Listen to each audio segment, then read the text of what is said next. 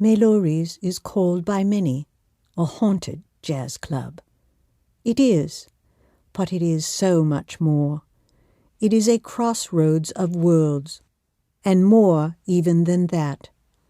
At the moment, the Haunted Jazz Club held 51 survivors of Hurricane Katrina. It was all it could hold safely. Not that the club was small by any stretch of the imagination.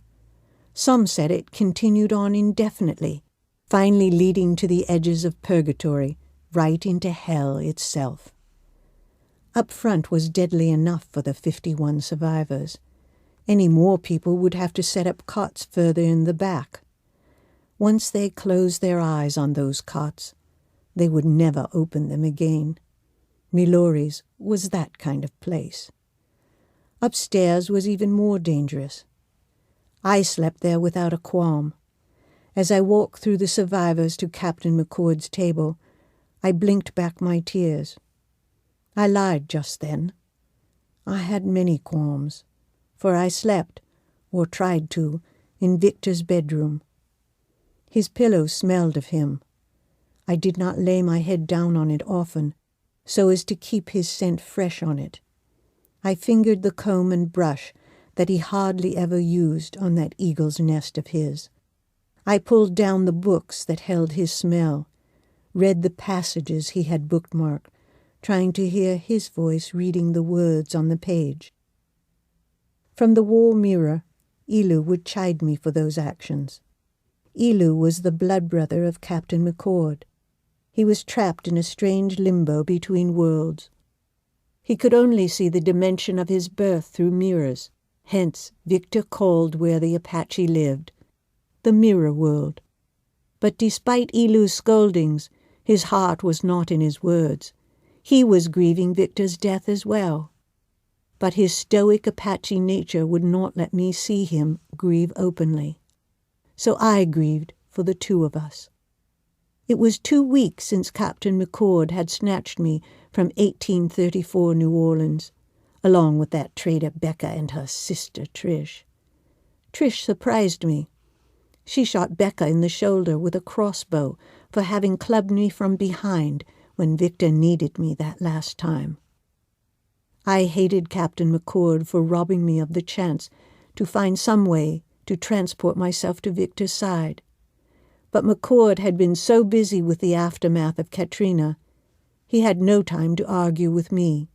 And truthfully, I found myself swamped with the needs of the hopeless survivors. So many had lost loved ones, as I had lost my Victor. I would hug grieving mothers, children, and wives. We would weep together, each for our own loss, finding some solace in the embrace of the other. I helped feed the hungry. Those who tried to prey on those hurting would feed my own hunger. I seldom went long without the taste of human flesh. Addicts, unable to obtain their illicit drugs, roamed the night streets like rabid wolves. Looters, rapists, thrill killers prowled the night in search of prey. The unlucky found themselves prey for me. I saw sad children staring off into the emptiness of their bruised lives and thought of what jests Victor would spin to make them laugh again. I tried, often to no avail, but I tried. Those few times I succeeded made my own loss easier to bear for those precious seconds. Now, after 2 weeks, McCord had called for me to sit with him at his table.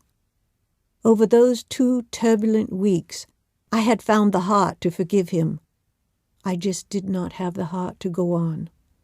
I would ask him to kill me, to grant me the release of death that only he could give a ghoul such as me. An elderly woman of color snatched my arm as I passed her wheelchair. Her little dog Tufts growled low at me.